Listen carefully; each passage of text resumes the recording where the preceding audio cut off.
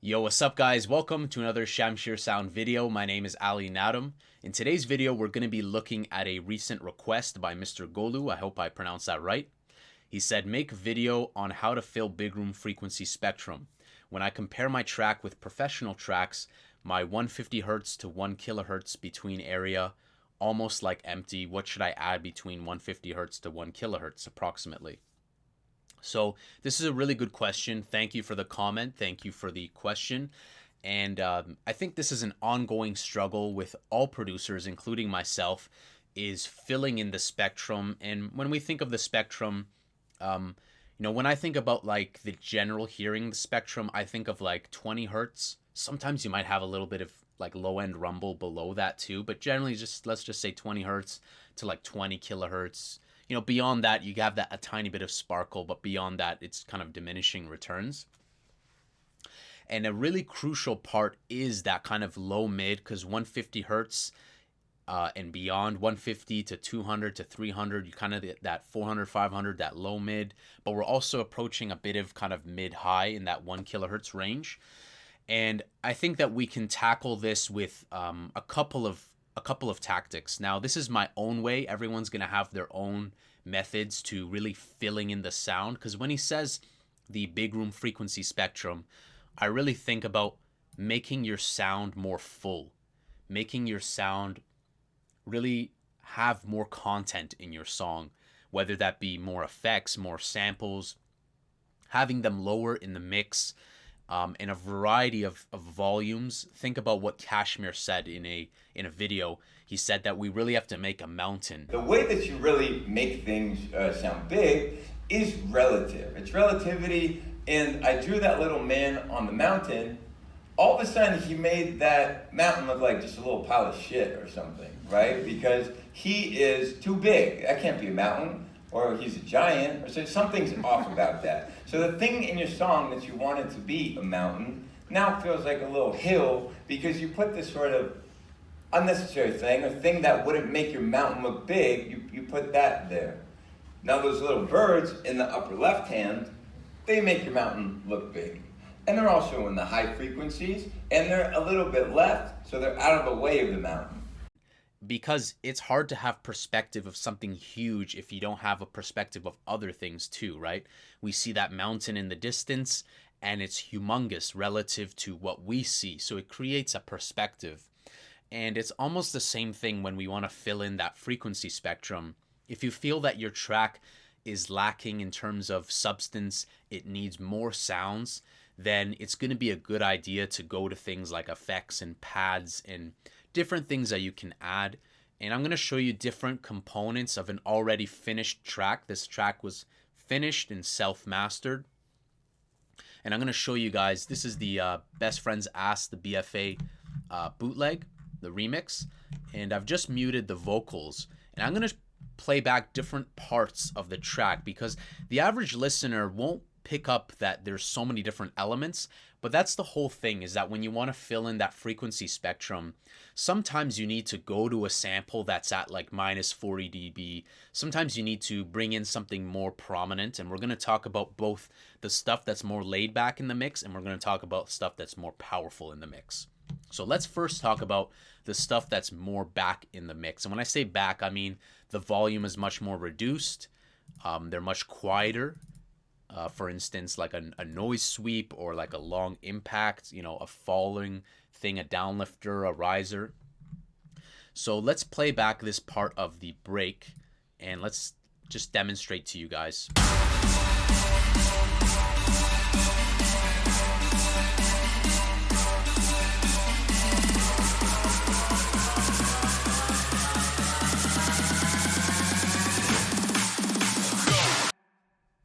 So there's a lot going on there. We have the snare, we have the riser, we have like a instrument playing the same MIDI as the drop to get the audience prepared. Now let's not talk about that stuff. Let's stick on frequency spectrum. Now, when we look at frequency spectrum, there's a lot going on in this track. We're going to go ahead and just mute some elements here because we have a lot that's going on and they all contribute in a very small way. Some more, some less. But we'll start introducing different elements in here And we're first going to start with just this little lead.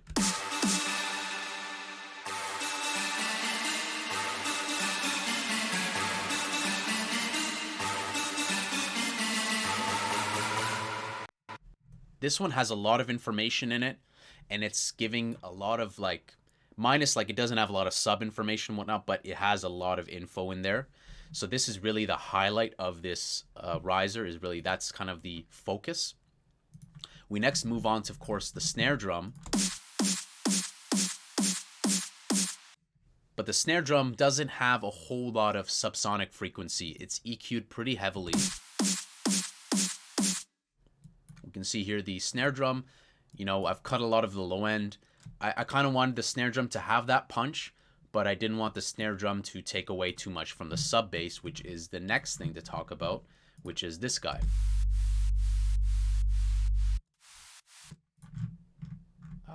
Let's mute this. So this will be a bit harder to hear if you're on a phone. You're going to need to hear this on earbuds, headphones. But this sub is giving that body.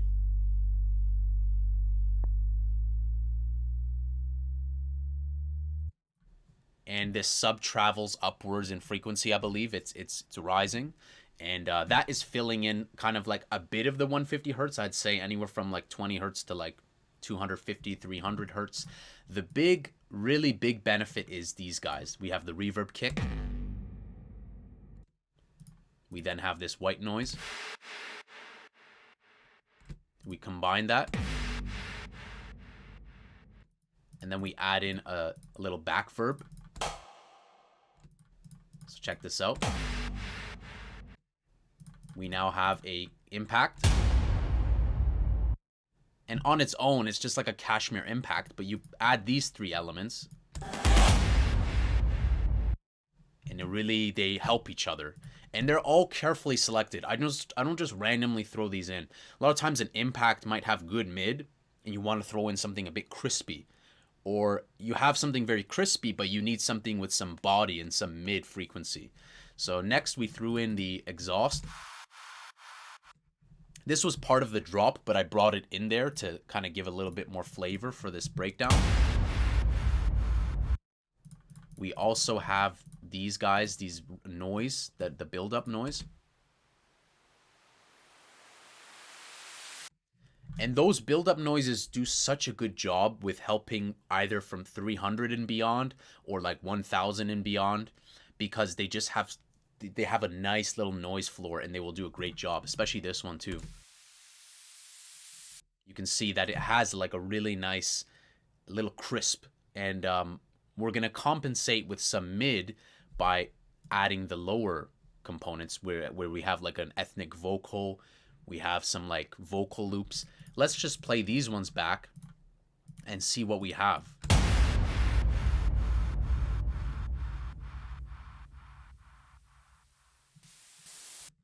That's sick. And then when we add these guys, so let's add the clap.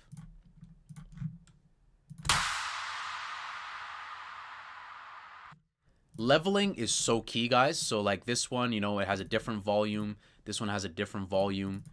This one, you know, didn't need to be changed because it was already quiet. Let's play back the vocal loop here. See, that has a lot of frequencies in the like mid range. It's like literally all mid. And when you combine it with this,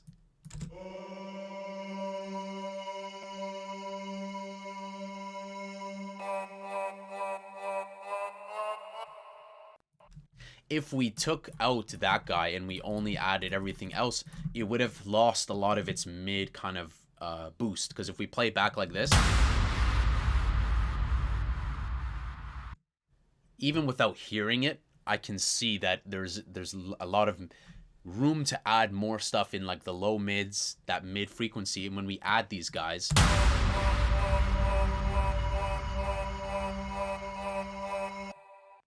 on their own, they're not spectacular, but they're doing a good job at adding some mid frequencies. And finally, to wrap things up, we have things that are very lower in the mix. And I kind of want to just play these ones back to show you guys what they're doing. There's this one, Cavern Hype. And then of course there's another one here, an atmosphere.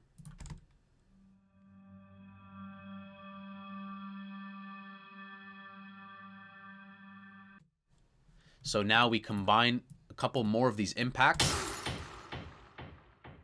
There's an impact with a delay. And when we turn these all back on, the combination of them all, they're all leveled carefully, where some stuff are just so low in the mix. When we look at this one, atmosphere, we're talking what is this? Minus like 24 dB. So my strategy with making a sound more full, especially when it comes to like 150 to 1 kilohertz, that is a lot of room for you guys to add effects, background layers, atmospheres. So reach out for atmospheres, reach out for effects, reach out for white noise that you put very back in the mix, because that is going to help you guys a lot with making your sound more full, keeping the listener more interested, just making it such that it's, you know, it's not just one component and two component. There's a lot going on in the background, but they don't take away from the focus, because when we unsolo all of these, we turn them all back on, the result is still such that these guys contribute quite a good amount, but they still don't take away too much from the snare and the buildup.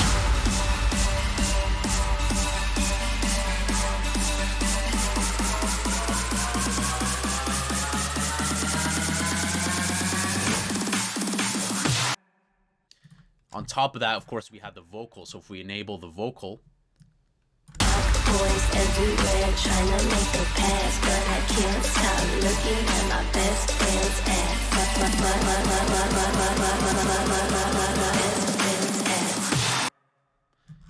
which is sick. So now we can see there was even a couple more that we should have enabled, which was this, the vocal one shots. So really, that tip is going to be using one shots, effects, background layers, noise, atmospheres. Feel free to grab my sample pack, guys, because this is from my sample pack, this is from my sample pack, that's from my sample pack, this one, Fearless Dan, and there's some really cool atmospheres. There's a really good, I'm very proud of the effects folder, the effects demonic folder, and it's going to help you guys fill in your sound and really fill in those harmonics. It's really about filling in those harmonics, but you got to do it smart. You got to EQ things at times, and you also got to pay attention to the level. Because if I did this with Legion, this effect, if this effect wasn't turned down in volume, check this out.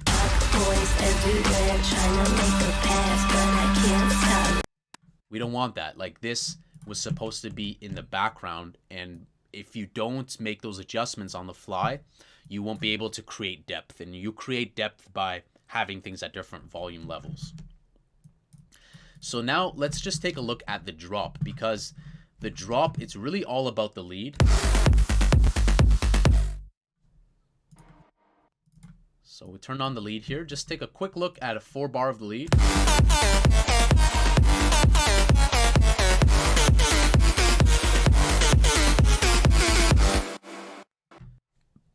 So we have different components in here. We have the kick.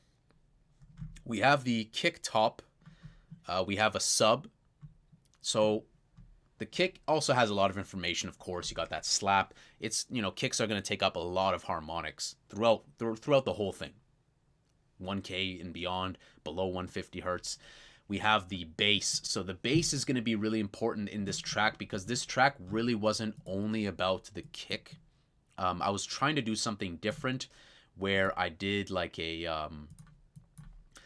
bass line, kind of a bouncy bass line.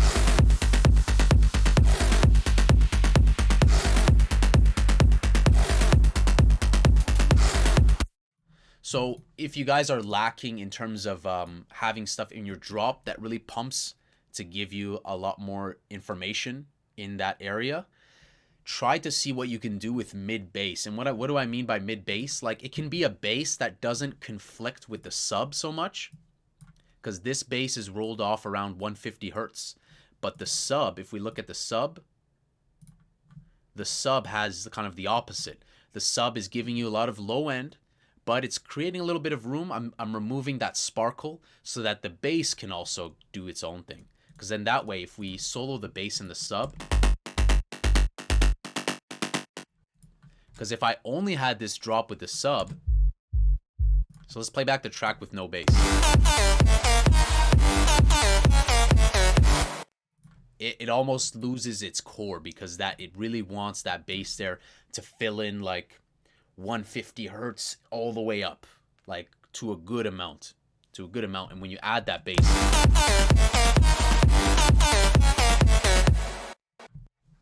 so that does a really good job. Bass is really important. And when we look further on, the last thing I want to talk about in this video is I'm going to show you guys how you can make your lead just so rich of harmonics, but I want to really put the focus on the stabs in this track. So I'm going to mute the lead, I'm going to mute the bass and the sub, and we're just going to take a look at these stabs going on.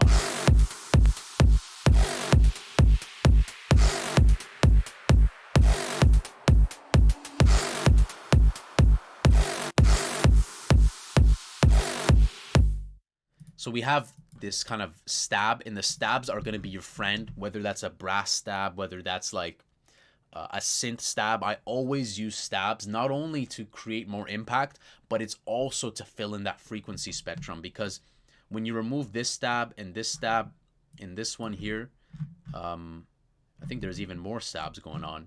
These ones are more subtle, so I'll show you guys what these stabs are like. We're going to disable everything here, and I'm going to really just show you guys how much of an impact this small selection of effects and stabs has when we are looking at something like that. So let's see here. Now we should just have the kick. So for instance, if we turn back on the lead and we turn back on the bass and the sub,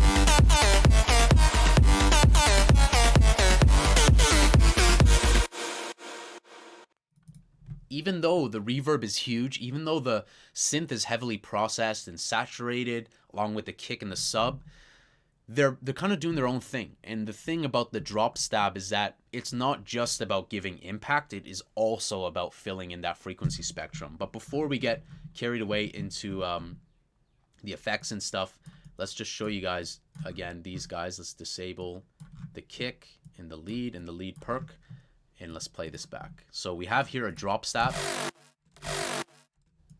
So this is a really nice drop stab that I made, and again it's EQ'd around 150. So Golu, there you go. This one is EQ'd at 150 hertz, and it's really about filling in the harmonics in front of it. This was such that I didn't want this to have too much low end, because if you disable this, you might be tempted like, ooh, it sounds nice, that low end, but it's gonna fight with the sub, it's gonna fight with the bass. Next we have this like little omni stab. And what do we have here? Same thing. We have it EQ'd around 144 hertz. This is really to give it some information in the low, mid, and beyond. So this is again really helping it out when we look at the volume level. Volume level, it's like it just hit around -12. This one I think is more powerful. Yeah, we're hitting like -6. Together they sound congruent. And then we also have this guy here, the drop impact noise, which this one, it doesn't have any processing because I was happy with the way it sounded in the instrument. And this one here is just playing back a little bit of noise. But again, it is doing it in kind of like the 300 hertz beyond range, giving a nice little airy crisp. And when we combine that with this and the omni stab, really gives a nice little air to the stab. And one thing that I do in a lot of my tracks, which I see a lot of producers do, but you can get away with this, is also putting like a background noise. I have a super low, very, very low in the mix. Very, very low in the mix. I call this one background layer, or sometimes I call it background noise. And what it is like a noise floor that's so low in the mix, but it's like it's there. The listener doesn't hear it, but it's there. I'm talking like -80, -90 dB. And when we look at the volume, so check this out. When we look at the volume here, the volume of this is, what is it? You see that? I want to show you guys what the volume on this is. it is -90 dB, but that -90 dB is still doing something. I know it's harder to believe. It's like, well, but it's -90 dB, but it is. Trust your ears. Create the lowest, the most quiet sound, because the most quiet sound in your mix helps the loudest sound in your mix. And then when we talk about the philosophy of filling in your harmonics, those stabs, those effects, they do such an important role. So now that we showed you guys the stabs and what the stabs were doing, let's just disable the stabs and let's just listen to these effects.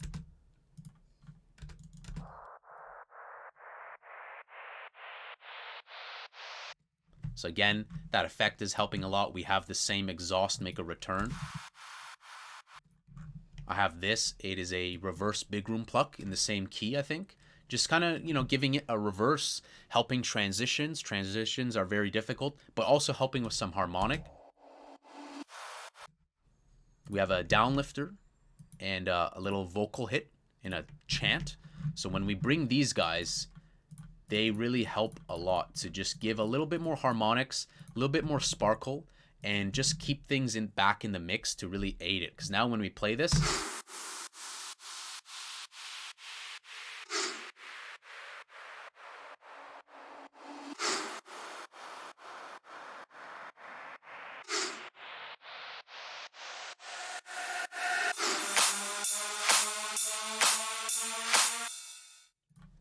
so that takes us to the next part of this track where I really want to talk about this. The riser is very important.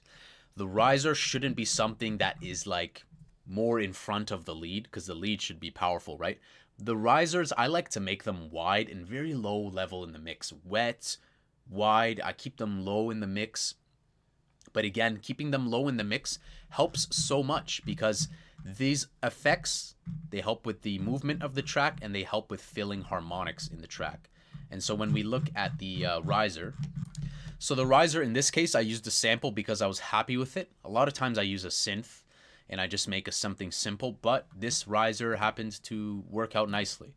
I pitched it in the right key, and we just worked with like a much lower volume. But again, volume leveling is important, and this helped so much because all these harmonics are really helping to make the sound more full.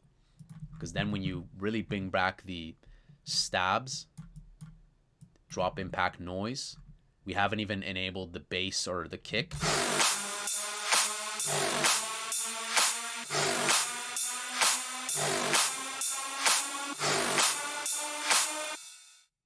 So really they're doing a good job, and we're just going to enable everything again here to listen to this.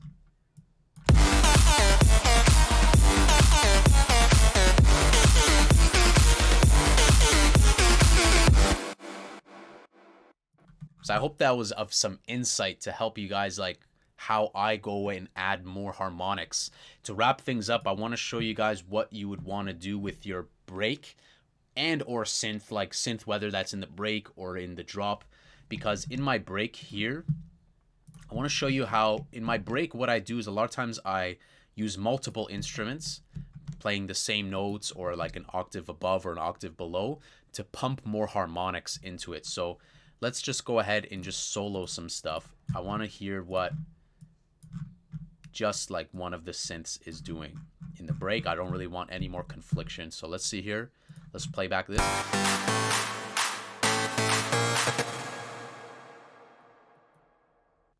So right here, let's play this back.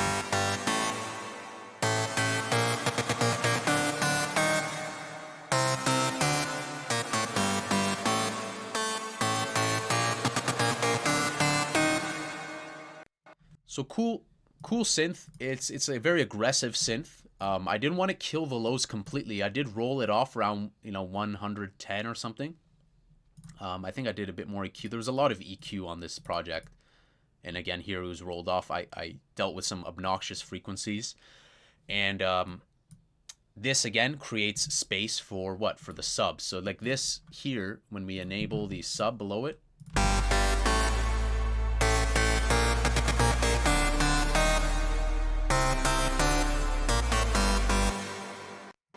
But there is also one thing playing back called break string. Let me just solo that.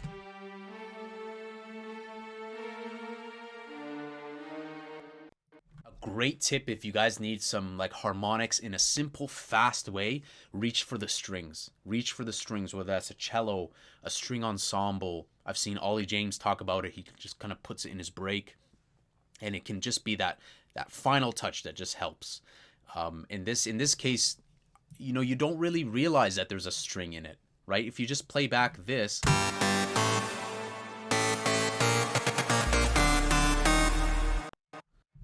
but that string is doing a great job, because when we look at the harmonics of the string, the EQ, it's rolled off around 140 hertz.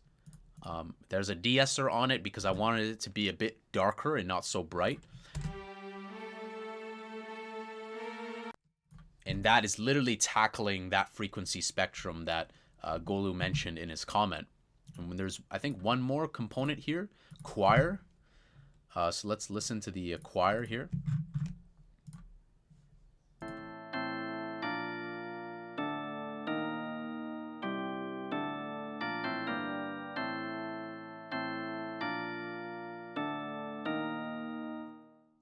This is funny. I've never used FL keys in a track. I didn't even know I had FL keys on here. But yes, there's a channel called Break Top. It's high passed at 196 hertz.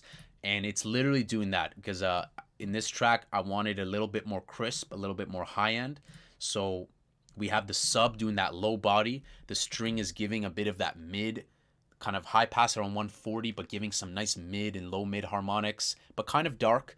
The synth is the focus on the floor, and the top guy is high passed a lot, but helping a lot. So when you choose sounds in the spectrum of your frequencies and you decide what is lower, because I can tell you right now, this synth is probably going to be the loudest, the sub is probably going to be the quietest, and these two are probably going to be, I don't know, these guys are probably going to be the quietest. Let's take a look at the levels. Let's see here. So the string is the quietest, the break top is a bit louder, the sub comes third, and then this one. You know, we can't have those at the same level. If they're at the same level, everything gets ruined. And then the result,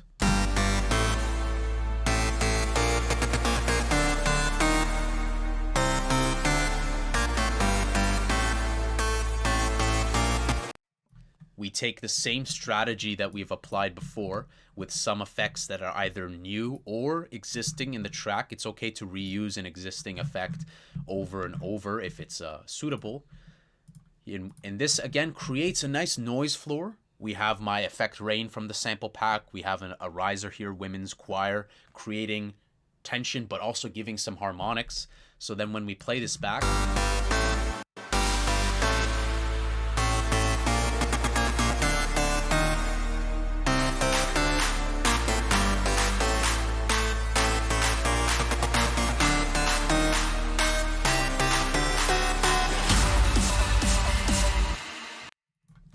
and then we arrive back to the same build up. Of course, here I've disabled the vocal. The vocal has harmonics of its own. But the vocal is probably like, it was like a low fidelity vocal, but I actually liked it the way it was. And the final thing, guys, the final nail in the coffin I want to leave you guys with for a tip is that if you're working on a synthesizer, so let's say like my synth here, I gave this synth a bit better harmonic, and I made a video on how you guys can make your synths like pump a bit more in the mix. I have a noise pluck. That is playing the same notes as the lead, and that is giving it a little bit of crisp. Just giving it a little bit of like, it's like almost sounds like a hi-hat. And it's done just in massive, I believe. Yep. So we have that. But the main thing I wanted to talk about here is that when you guys are designing a synth, instead of just getting carried away into just like the sound that you have, also think about what you can add towards the high end of the spectrum and towards the low end of the spectrum. Because when I'm designing a saw, you see here, this one is only at like 45% or 50%. And the whole thing is that this was giving it more harmonics. Let's see what happens with this lead when we just disable. Let's just only listen to the lead, and let's disable components of this synthesizer. All right, now what is this doing? And then what is this doing?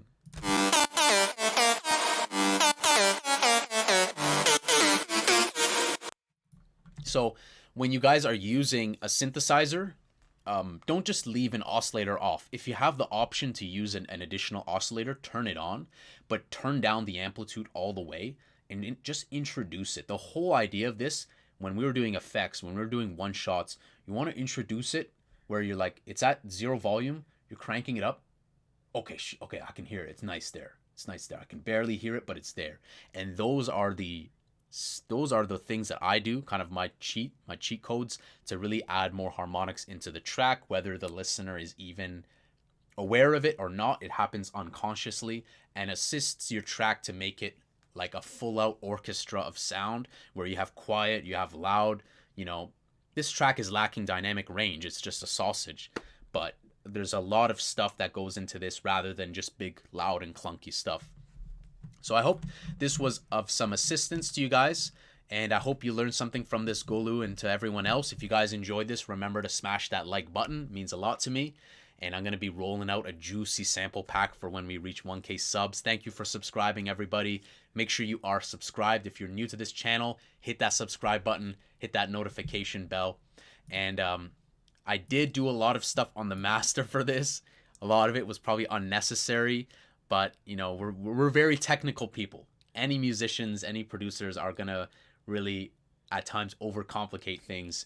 But I just wanted to say that you can get away. Why I wanted to bring up the master. You can add a little bit more of harmonics. If you're trying to add harmonics to a sound that you love and you just want to enrich it, always reach for saturation. Saturation will create new harmonics in whatever you put it on, whether that be the master, where be careful, don't do too much. And that's what I did here. I only added like 0.1 or something. Yeah, 0.1. But on your individual tracks, use like FabFilter Saturn, try out saturation knob, which is free. Anything that saturates your sound or drives it will help create more harmonics and tackle that problem simultaneously. But I wanted to show you guys a track that I finished and how I got to creating more harmonics to fill that frequency spectrum, fill that wall of sound. So that's a wrap for this video, guys. Hope you guys enjoyed it, and I will see you guys in the next video. Take care.